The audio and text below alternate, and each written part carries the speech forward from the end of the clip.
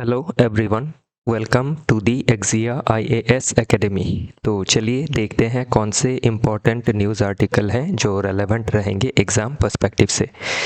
Admission open है, आप हमारे फाउंडेशनल कोर्स से जुड़ सकते हैं जिसमें हम आपको कम्प्रिहेंसिव कवरेज प्रोवाइड करेंगे पूरे सिलेबस का, और सिलेबस के हिसाब से ही स्टडी मटेरियल्स जो है वो दिया जाएगा। रेगुलर टेस्ट कंडक्ट कराई जाएगी before pre and mains. Weekly test रहेगा जिससे आप अपने परफॉर्मेंस को टेस्ट कर पाएंगे। जो भी गाइडेंस रहेगा, क्लासेस रहेंगी, टेस्ट प्रिपरेशन होगा, चेकिंग होगा, वो एक्सपर्ट एंड एक्सपीरियंस्ड फैकल्टी के द्वारा ही किया जाएगा जिनको फर्स्ट हैंड एक्सपीरियंस है of pre mains and interview. One on one mentoring के तहत आपके जितने भी डाउट है उनको सॉल्व किया जाएगा, कैटर किया जाएगा। इन हाउस लाइब्रेरी फैसिलिटी भी अवेलेबल है जिससे जुड़ के आप अपने प्रिपरेशन को और बेटर बना सकते हैं। फर्दर चीज़ों को डिटेल में जानने के लिए आप कॉन्टैक्ट कर सकते हैं हमारे ऑफिशियल कॉन्टैक्ट नंबर 6002417488। तो चलिए देखते हैं आज का पहला आर्टिकल।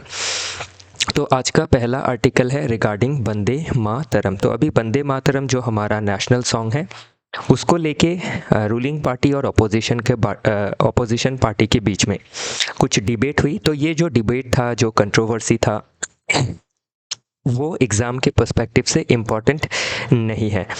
इम्पॉर्टेंट क्या है, जो नेशनल एंथम, जो नेशनल सॉन्ग है हमारा वंदे मातरम। तो वंदे मातरम को कब लिखा गया, किस कॉन्टेक्स्ट में लिखा गया, किस नॉवेल का पार्ट था, इसी के साथ किस तरीके से वंदे मातरम स्लोगन ने हमारी जो इंडिपेंडेंस स्ट्रगल थी, मूवमेंट थी, उसको मोटिवेट किया, लोगों को इंस्पायर किया, लोगों को इकट्ठा किया। तो वो जो चीज़ है वो एग्ज़ाम के पर्सपेक्टिव से ज़रूरी है। तो कुछ इसमें हम इसका पहला तो हिस्टोरिकल जो इवोल्यूशन है उसको ट्रेस करेंगे। तो जो आपका वंदे मातरम सॉन्ग है, नेशनल सॉन्ग है, उसको 1870 में लिखा गया by Bankim Chandra Chatterjee in Bengali with Sanskrit. 1882 में जो आनंद मठ नॉवल था उसमें आपके इसको इंक्लूड किया गया, वंदे मातरम को इंक्लूडेड इन द नॉवल आनंद मठ। और ये जो आनंद मठ नॉवल है इसमें किस चीज़ के बारे में मेंशन है, सन्यासी जो रेबेलियन हुआ था 1700 में, ये 1700 लेट 1700 में हम इसको देख सकते हैं। तो सन्यासी रिबिलियन और बंगाल फेमाइन के बारे में आनंद मठ नॉवल में मेंशन है। 1896 में फर्स्ट टाइम जब कलकत्ता सेशन हुआ था इंडियन नेशनल कांग्रेस का, तब इसको गाया गया था for the first time by Rabindranath Tagore ji. 1905 में जो स्वदेशी मूवमेंट था बिकॉज ऑफ बंगाल पार्टीशन, तो उसमें भी आपके ब्रिटिशर्स के अगेंस्ट हमने स्लोगन में वंदे मातरम का इस्तेमाल किया था, स्लोगन दिया था। 1937 में कंट्रोवर्सी आया, स्पेशली जो पार्टी थी मुस्लिम लीग, उन्होंने ऑब्जेक्ट किया इस सॉन्ग को और इसके कुछ स्टेंजा को, स्पेशली लेटर जो स्टेंजास थे उसको लेके कुछ आपके ये कंट्रेरी टू इस्लाम है, ऐसा कुछ कंट्रोवर्सी था। उसके बाद 1937 में एक रेजोल्यूशन लिया गया, कमेटी इंक्लूडिंग नेहरू जी थे, बोस जी थे, आज़ाद जी थे, गाइडेड बाय टैगोर जी। तो इसका जो फर्स्ट 2 स्टेंजास थे उसको नेशनल सॉन्ग आपका अडॉप्ट किया गया। 1950 में जब कॉन्स्टिट्यूएंट असेंबली फाइनल कर रही थी कॉन्स्टिट्यूशन के ड्राफ्ट को, कॉन्स्टिट्यूशन को एडॉप्शन का समय आ गया, कॉन्स्टिट्यूशन को एडॉप्ट कर लिया गया था 1949 24 ऑफ नवंबर को। फिर 1950 24 जनवरी में जो भी आपकी चीज़ें फाइनलाइज होनी थी, जैसे नेशनल एंथम हो, नेशनल सॉन्ग हो, इन सभी चीज़ों को फाइनलाइज किया गया था। और नेशनल सॉन्ग जो फर्स्ट 2 स्टेंजा है उनको उसको नेशनल सॉन्ग के हिसाब से लिया गया। और जो हमारा नेशनल सॉन्ग है वंदे मातरम, उसका इक्वल स्टेटस है with our national anthem Jana Gana मन। ओके, तो चैलेंज अभी क्या है, जो पर्टिकुलर इशू है, तो अभी ये जो इशू है, जो डिबेट है between ruling party and opposition party, इसमें हम देख सकते हैं कि हिस्ट्री को पॉलिटिसाइजेशन करके अपने बेनिफिट के लिए इस्तेमाल किया जा रहा है। फिर इस तरीके की जब कंट्रोवर्सी आती है तो वो क्या चैलेंज लाता है देश में, जो कम्युनल हार्मोनी है उसको ब्रेक डाउन करता है। फिर जो गवर्नेंस है हमारे देश में वो प्रायोरिटाइज नहीं हो पाता है। अभी असेंबली जो है आपकी, या फिर जो पार्लियामेंट है, उसका काम क्या है, देश की इकोनॉमी, सिक्योरिटी, इन सभी चीज़ों के ऊपर विचार विमर्श करना पॉलिसी बनाना, लॉ बनाना, ना कि आपकी जो हिस्टोरिकल चीज़ें हैं उसको पॉलिटिसाइज़ करना, चाहे रूलिंग पार्टी हो या फिर अपोजिशन पार्टी हो। तो वो सभी चीज़ें हमें देखनी ज़रूरी है। फिर historical context versus modern lens. तो अभी हिस्ट्री में कोई चीज़ आपकी फाइनल हो गई है तो उसको मॉडर्न टाइम में हमें कंट्रोवर्सी करके कोई फ़ायदा नहीं है। तो जो आपकी जजमेंट थी पास्ट में, जो आपके पार्टीज़ ने चीज़ों को देखा, चीज़ों को हार्मोनाइज़ किया, तो उसको अभी हम कंट्रोवर्सी करके उससे कोई हमें फ़ायदा नहीं मिलने वाला है। तो बाकी इसमें अगर देखें तो वंदे मातरम लिटरली क्या है, आई प्रेज दी मदर। तो इसका लिटरल मीनिंग है I praise the mother. Okay, तो इसका जो फर्स्ट लाइन है of Bankim Chandra Chatterjee song from novel Anandamath. So novel Anandamath से लिया गया है जो 1882 में लिखा गया था। तो ये सभी चीज़ें प्रीलिम्स में पूछी जा सकती है। फिर 24 जनवरी 1950 को नेशनल सॉन्ग के हिसाब से अडॉप्ट किया गया था। और कब पहला गाया वो तो हमने देखा ही है, 1896 का जो कलकत्ता सेशन था ऑफ आईएनसी। फिर किस तरीके से आपका वार क्राई हो गया था ऑफ स्वदेशी मूवमेंट 1905, ये सभी चीज़ें हमने देख ली। आनंदमठ अभी क्या है, बंकिम चंद्र चैटर्जी का 1882 का बंगाली नॉवल है, set in the 1770s during the सन्यासी रिविलियन। तो 1770s में जो सन्यासी रिविलियन था उस रिविलियन के दौरान लिखा, उसके ऊपर, उस थीम के ऊपर आपका आनंदमठ लिखा गया है। तो ध्यान रखिएगा ये सभी चीज़ें ऑलरेडी यूपीएससी ने पूछा है। फिर अभी डायमेंशन अगर देखें तो हिस्टोरी, जो हमारा हिस्ट्री है उसको अगर हम पॉलिटिसाइज करते हैं तो सोसाइटी में क्या है, एक एलिनिएशन आता है, एक जो सोशल फैब्रिक है वो ब्रेक होता है। तो इसीलिए जो पॉलिटिक्स है या फिर जो पॉलिटिकल पार्टीज़ है उनको इन सभी चीज़ों को लेके कंट्रोवर्सी जो करना वो सही नहीं है। लीगली देखें तो ये हम सभी का ड्यूटी है under article 51A sub clause A के अंदर की constitution makes it fundamental duty to cherish our ideals of the freedom struggle. तो आइडियल्स हो या फिर उस समय के जो भी हमारे सॉन्ग्स है या फिर जो भी आपकी जो रिलाइंग क्राई था या फिर जो स्लोगन्स था उनको हमें रेस्पेक्ट करना ज़रूरी है। और ये हमारा एथिकल ड्यूटी भी है अगर एथिकल पॉइंट ऑफ व्यू से हम देखें तो। ओके, नेक्स्ट, आप अगर एनसीईआरटी खुद से पढ़ रहे हैं तो क्या पढ़ेंगे वो चीज़ें इसमें बताई गई हैं, तो ये आपको खुद से देखना होगा। प्लस जो भी हम टॉपिक देखते हैं, कोई हिस्ट्री का टॉपिक है सो उससे पॉलिटी लिंक हो जाता है, कॉन्स्टिट्यूशन लिंक हो जाता है, उससे एथिक्स लिंक हो जाता है, तो उस तरीके से लिंक करके हमें देखना है। वे फॉरवर्ड अगर देखें तो जो हमारा कॉन्स्टिट्यूशनल विजडम है कि हमारे कॉन्स्टिट्यूएंट असेंबली जिन्होंने हमारे कॉन्स्टिट्यूशन को बनाया, तो उन्होंने जो चीज़ें उस समय डिबेट डिस्कशन करके सभी चीज़ों को फाइनलाइज कर दिया था, तो अभी उस चीज़ को लेके हम कंट्रोवर्सी करके उससे कोई फ़ायदा नहीं पहुंचने वाला है, क्योंकि जो भी डिबेट है, आर्ग्यूमेंट है, वो काफ़ी ज़्यादा उसमें सब्सटेंस नहीं है। तो इसीलिए क्या करना है, focus on substance of freedom. तो उस समय जो हमारी सॉन्ग हुआ करती थी या फिर जो भी सिम्बल्स थे वो हमारे देश को यूनाइट कर रही थी, एनर्जी दे रही थी, मोटिवेशन दे रही थी टू फाइट अगेंस्ट ब्रिटिशर्स। तो इसीलिए सॉन्ग का जो सब्सटेंस है वो देखना ज़्यादा ज़रूरी है रादर देन उसका लिटरल आप क्या मतलब निकाल रहे हैं। और एक एजुकेशनल जो अवेयरनेस है वो भी देनी ज़रूरी है ताकि हम अपने हिस्ट्री को, हम अपने कल्चर को, हेरिटेज को हम वैल्यू कर सकें, ना कि उसको लेके कंट्रोवर्सी करें। ओके, तो इसमें ध्यान रखिएगा जो दूसरा आर्टिकल है, जैसे 2 आर्टिकल आया था कल के न्यूज़पेपर में, तो दोनों ही आर्टिकल को हमने इसमें समेटा है और इसकी जो एक्सप्लेनेशन है वो दी है। तो अभी ये जो दूसरा एक्सप्लेनेशन है हमने इसीलिए ऐड कर दिया हमारे टीम ने, ताकि आप इसको दोबारा रिवाइज कर सके और थोड़ा बहुत आपको थोड़ा डिफरेंट पर्सपेक्टिव भी इसमें मिल जाएगा, क्योंकि हमारा जो नेशनल सॉन्ग है उसका 150वां जो सालगिरह है वो मनाया जा रहा है और उसी के अवसर में ये जो कंट्रोवर्सी है वो उभर के आई है। तो इसमें बाकी चीज़ें वही मेंशन की गई है, एजुकेशन देना है, ओके, कॉन्टेक्स्ट को हमें देखना है, जो आपकी कॉन्स्टिट्यूशनल पैट्रियोटिज्म है उसको लेना है, तो वो सभी चीज़ें, जैसे article 51A sub clause A है वो मैंने ऑलरेडी पहले वाले आर्टिकल में बताया है। तो इसमें कुछ थोड़ी बहुत चीज़ें अलग मिल सकती है, बाकी जो चीज़ें हैं सेम है। जैसे इसमें थोड़ा बहुत हमने टाइमलाइन दे दिया ताकि इस टाइमलाइन को आप क्या है बेटर तरीके से फिर से रिवीजन कर सके और आपका प्रिपरेशन अच्छा हो, आप जो क्वेश्चन है उसको सही टिक कर पाए और मेंस में अच्छा लिख पाए। आगे बढ़ते हैं दूसरे आर्टिकल की ओर। तो court executive and the test of constitutionality, तो ये आर्टिकल लिखा गया है by renowned author legal expert Gautam Bhatia ji के द्वारा। तो इस आर्टिकल में स्पेशली कंसर्न क्या है, ये आर्टिकल स्पेशली जो रूल ऑफ लॉ है, जो सेपरेशन ऑफ पावर है, उसको लेके ये आर्टिकल आया है। तो पूरा इसका जो मुद्दा है वो है क्या, तो हाल ही में क्या हुआ, सुप्रीम कोर्ट ने सजेस्ट किया एज वेरिफिकेशन को via Aadhaar card for OTT content. तो जो over the top platform contents होती है जैसे यूट्यूब है, तो ओवर द टॉप प्लेटफॉर्म हो गया। तो ये जो कंट्रोवर्सी है ये क्यों आया, मतलब अभी आपका सॉरी ये जो डायरेक्टिव से ये क्यों आया, नॉट कंट्रोवर्सी, जो सजेशन है वो क्यों आया कि एज को वेरीफाई करना है फॉर ओटीटी कंटेंट। तो इसके लिए क्या हुआ, एक पीआईएल फाइल हुआ था, अलग केस था, arrows from a public interest litigation against comedian. तो जो कॉमेडियन थे कुछ मैं नाम भूल रहा हूँ उनका, मिस कर रहा हूँ, तो उन्होंने मॉक किया था डिजेबल पीपल का।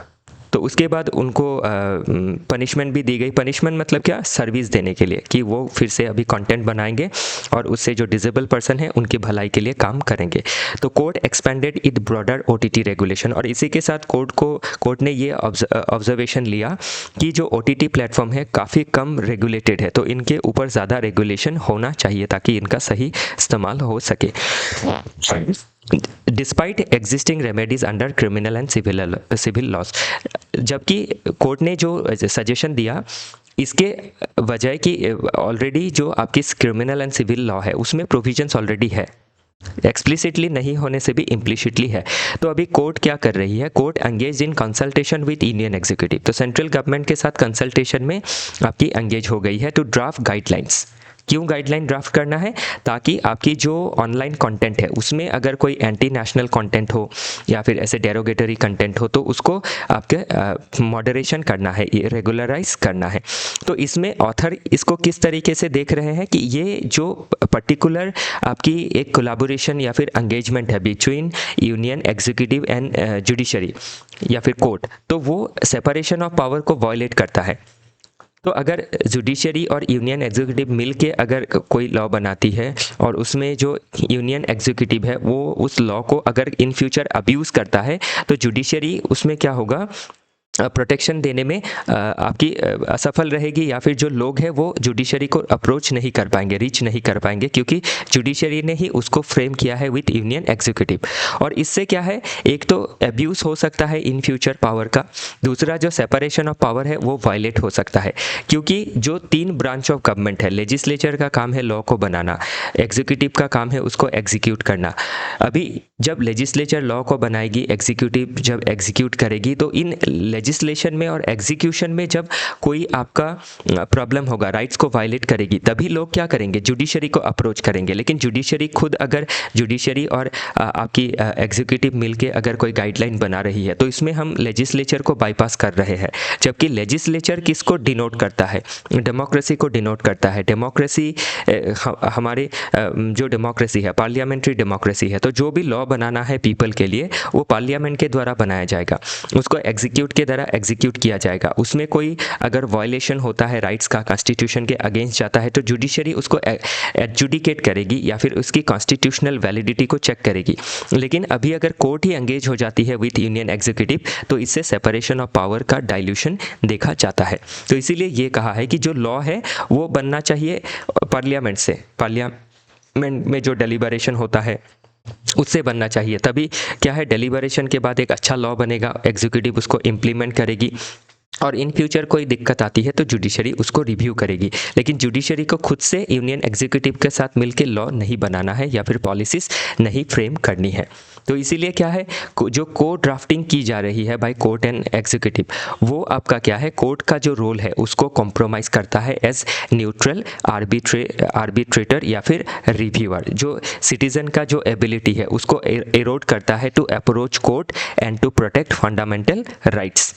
और एक इसका क्रिटिसिज्म क्या है कि जो गाइडलाइन दी गई है बाय कोर्ट, ये आपका कॉन्स्टिट्यूशन का जो टेस्ट है उसको फेल कर रहा है, क्योंकि कॉन्स्टिट्यूशन का आर्टिकल 19 सब क्लॉज 2 में right to freedom of speech and expression को लेके क्या आपकी रेस्ट्रिक्शंस रहेगी, वो ऑलरेडी आर्टिकल 19 सब क्लॉज 2 में मेंशन किया गया है। इसके अंदर जो भी रेस्ट्रिक्शंस है उसके बेस पे ही रेस्ट्रिक्शंस लगाई जा सकती है।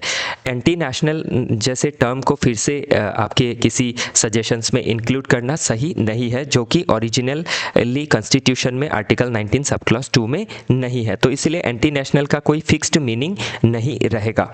तो वही चीज़ इसमें मेंशन किया गया है कि collaboration between court and executive heightens tyranny risk, की टायरनी का रिस्क बन सकता है इन फ्यूचर। एग्जीक्यूटिव जो है वो टायरनी जैसा रोल प्ले कर सकती है, और जो चेक्स एंड बैलेंस है कि लेजिस्लेचर लॉ बनाएगा, एग्जीक्यूटिव एग्जीक्यूट करेगा, एग्जीक्यूटिव को सवाल पूछेंगे लेजिस्लेचर, और फिर जो जुडिशरी है वो दोनों को रिव्यू करेगी, लेजिस्लेटिव जो लेजिस्लेशन है उसको, एग्जीक्यूटिव ऑर्डर को। तो वो जो एक बैलेंस होना चाहिए एक दूसरे को चेक करने का, वो बैलेंस इसमें बिगड़ रहा है। तो जो मुद्दा है काफ़ी इंपॉर्टेंट है, प्रीलिम्स में, मेंस में इसके रिगार्डिंग क्वेश्चंस बन सकते हैं। तो court to resume its guardian role rather than acting as a guideline drafter. तो गाइडलाइन ड्राफ्टर की तरह काम नहीं करना है, कोर्ट को अपना गार्जियन का रोल ही प्ले करना है। बाकी जो ब्रांचेस ऑफ गवर्नमेंट है वो काम करेंगी, उसमें कोई एडजुडिकेट करना होता है, कोई गलत रहती है तो कोर्ट विल इंटरवीन। ओके, तो इसमें अभी इस पर्टिकुलर आर्टिकल का थोड़ा हिस्ट्री हम देख लेते हैं। तो issues revolve around judicial review, separation of power and judicial overreach. तो इस अभी जो पर्टिकुलर हम आर्टिकल देख रहे हैं इसमें हम जुडिशियल ओवररीच का भी वायलेशन, जुडिशियल ओवररीच भी देख सकते हैं, सेपरेशन ऑफ पावर का वायलेशन देख सकते हैं, और जुडिशियल रिव्यू रहेगा ही नहीं क्योंकि जुडिशरी मिल के ही उसको एग्जीक्यूटिव के साथ मिलके वो गाइडलाइन बना रही है, जो सही नहीं है। तो अभी अगर प्री इंडिपेंडेंस एरा में हम देखें तो उस समय जुडिशियल जो इंडिपेंडेंस था वो लिमिटेड था, एग्जीक्यूटिव ज़्यादा पावरफुल थी। पोस्ट इंडिपेंडेंस में अगर देखें 1950s के बाद जब कॉन्स्टिट्यूशन बना तो उस समय जिन्होंने कॉन्स्टिट्यूशन बनाया था वही गवर्नमेंट में थे, इसीलिए उस समय कोर्ट क्या नहीं करती थी, जो लेजिस्लेचर का जो विजडम है, एग्जीक्यूटिव का जो विजडम है उसको ज़्यादा चैलेंज नहीं करती थी। वो चीज़ क्लियर होता है from Shankari Prasad case of 1951, जिसमें जुडिशरी ने अपहेल्ड कर दिया था पार्लियामेंट्री सुप्रीमेसी को, कि पार्लियामेंट क्या कर सकती है, अमेंड कर सकती है, और जुडिशियल रिव्यू को जुडिशरी ने खुद ने ही लिमिट कर लिया था। फिर 1960 में आपका 1960s के दौर में अगर देखें तो गोलकनाथ केस आया इन 1967। तो इसमें पहली बार जुडिशरी ने क्या किया, अपने जो रोल है उसको एक्सपैंड किया, जुडिशियल रिव्यू को एक्सपैंड किया और अपने आप को असर्ट किया as a guardian of the constitution. फिर 1970 में फिर से एक माइलस्टोन आया, केशवानंद भारती केस। तो इसमें क्या किया, आपकी बेसिक स्ट्रक्चर को बना दिया गया कि लेजिस्लेचर जो चाहे, एग्जीक्यूटिव जो चाहे वो नहीं कर सकती है, उनका वो ओवररीच नहीं कर सकती है, उनको बेसिक स्ट्रक्चर के लिमिट में रह के ही काम करना होगा, कॉन्स्टिट्यूशन को अमेंड करना होगा। फिर 1980 से 1990 के बीच में अगर देखें तो मिनरभा मिल केस आया इन 1980, तो इसने फिर से रीइटरेट किया बेसिक स्ट्रक्चर को। फिर PIL भी आया अंडर जस्टिस PN भगवती जी, उसके तहत ही विशाखा गाइडलाइन 1997 जैसे गाइडलाइन हम देख सकते हैं। फिर 2000 में अगर देखें तो IR कोयल हो जैसे केस आया, जिसमें जुडिशियल रिव्यू की जो सेंट्रलिटी है उसको इंश्योर किया गया कि जो आपकी 9th शेड्यूल है उसमें भी जुडिशियल रिव्यू लग सकता है अगर ये आपकी कॉन्स्टिट्यूशन को ब्रीच करती है तो अभी ये पर्टिकुलर जो केस है उसमें चैलेंज क्या है, एक जुडिशियल ओवररीच हम देख सकते हैं कि जुडिशरी खुद से लॉ बनाने की कोशिश कर रही है, एक एग्जीक्यूटिव का डोमिनेंस देख सकते हैं क्योंकि लॉ बनाने का काम लेजिस्लेचर का है। फिर एक आप लेजिस्लेचर जब लॉ नहीं बना रही है मतलब इनएफिशिएंसी देखा जा सकता है। फिर इसमें एक फेडरल टेंशन भी देखी जा सकती है क्योंकि जो आपकी जब लॉ लेजिस्लेचर के द्वारा बनेगा तो लोकसभा राज्यसभा से पास होगा, तो राज्यसभा किसको रिप्रेजेंट करता है, हमारे फेडरल स्ट्रक्चर को रिप्रेजेंट करता है, तो वो तो इसमें प्ले में रहेगा ही नहीं। तो वो सभी चीज़ें हम देख सकते हैं। प्लस एक्सटर्नल फैक्टर्स में जुडिशियल अपॉइंटमेंट में भी काफ़ी पॉलिटिकल इंटरफेरेंस देखा जाता है। और जो भी मुद्दा अभी हमने देखा ये हमारे इंस्टीट्यूशन को वीक करता है, रूल ऑफ लॉ को वीक करता है। बाकी जो की टर्मिनोलॉजी से सेपरेशन ऑफ पावर क्या है, 3 ब्रांचेस ऑफ जो गवर्नमेंट है उनके बीच सेपरेशन होना और तीनों का अलग अलग काम रहेगा। जुडिशियल रिव्यू क्या है, जो भी गवर्नमेंट आपकी लेजिस्लेचर और एग्जीक्यूटिव जो भी पास करेगी, जैसे एग्जीक्यूटिव ऑर्डर पास करता है, लेजिस्लेचर लॉ बनाता है, तो उसका कॉन्स्टिट्यूशनल वैलिडिटी कैसे देखा जाएगा, under article 13, 32, 226 and 227। 226, 227 it is for high court, 32 for supreme court and 13 for judiciary, that is supreme court and high court. Basic structure doctrine already बताया जो केशवानंद भारती केस के दौरान आया। पब्लिक इंटरेस्ट लिटिगेशन, इसमें locus स्टैंडाई provision को हटा दिया गया कि कोई भी अभी इंसान क्या कर सकता है, वो अगर विक्टिम नहीं भी है तो वो विक्टिम के बिहाफ में केस फाइल करके पब्लिक इंटरेस्ट को प्रोटेक्ट कर सकता है। ओके फिर एंटी नेशनल कंटेंट, जो भी कंटेंट है OTT प्लेटफॉर्म पे, तो उसमें एंटी नेशनल है या नहीं है वो अंडर आर्टिकल 19 सब क्लॉज 2 के अधीन देखा जाना है। उसमें एंटी नेशनल तरह का कोई शब्द नहीं है। तो आर्टिकल 19 सब क्लॉज 2 के अंदर जो भी है, जैसे पब्लिक मोरालिटी है, डिसेंसी है, कंटेम्प्ट ऑफ कोर्ट है, उनके हिसाब से ये चीज़ें देखनी ज़रूरी रहेगी, नहीं तो एक चिलिंग इफेक्ट रहेगा on our freedom of speech and expression. बाकी लॉजिकल एंड फिलोसॉफिकल बेस से देखें तो मॉन्टेस्क्यू का जो थियोरी है सेपरेशन ऑफ पावर, उसको हमें बरकरार रखना ज़रूरी है। लेजिस्लेचर, एग्जीक्यूटिव, जुडिशरी, तीनों ही ब्रांच एक में अगर आ गई है तो उससे क्या है, दिक्कतें आ सकती है। सभी एंड ऑफ एवरीथिंग कहा गया है। और जो मॉन्टेस्क्यू है, उन्होंने स्पिरिट ऑफ लॉ नाम का किताब में सेपरेशन ऑफ पावर के बारे में जिक्र किया था। चेक्स एंड बैलेंसेस को मेंटेन करना है बिटवीन दिस 3 ऑर्गन।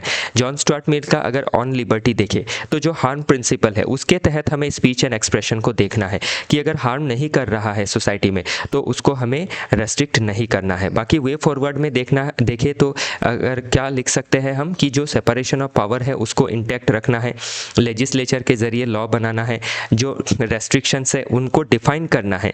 अगर 19 सब क्लॉज 2 में है तो वही रेस्ट्रिक्शंस रहेंगे, हम सेपरेट रेस्ट्रिक्शंस नहीं लगा सकते हैं। और जो इंडिपेंडेंट रेगुलेटर है उनको लाना ज़रूरी है। जैसे आपके जो भी ऑनलाइन प्लेटफॉर्म है उसके लिए हमें क्या करना है, एक सेपरेट इंडिपेंडेंट रेगुलेटरी बॉडी बनाना ज़रूरी है। बाकी देख सकते हैं आप इसी तरीके से बाकी आर्टिकल भी मेंशन किया हुआ है। तो हर आर्टिकल को आप पहला सब्सटेंस पढ़े, फिर हिस्ट्री पढ़े, फिर इसका चैलेंजेस पढ़े, फिर एक्सप्लेनेशन ऑफ की टर्मिनोलॉजीज पढ़े, फिर क्या फिलोसॉफिकल बेस है, देन क्या लिंक हो सकती है NCERT और सिलेबस से, उसके बाद वे फॉरवर्ड। तो इसी तरीके से सभी चीज़ें मेंशन की गई है और कुछ क्वेश्चंस भी दिया गया है UPSC मेंस का, प्री का, ताकि आप ये जो पर्टिकुलर आर्टिकल है आपको ऐसा ना लगे कि एग्ज़ाम के लिहाज से ये रेलेवेंट नहीं है। हर चीज़ जो हम आपको दे रहे हैं, हर चीज़ रेलेवेंट है, हर चीज़ प्रीलिम्स में, मेंस में, स्टेट PCS में, UPSC में पूछी जा सकती है। तो आई होप चीज़ें आपको समझ में आई। कोई डाउट रहता है आपके मन में तो कमेंट सेक्शन में आप बताइएगा, हम उसको कैटर करने की कोशिश करेंगे। हमारे साथ जुड़े रहने के लिए आप सभी का बहुत बहुत धन्यवाद।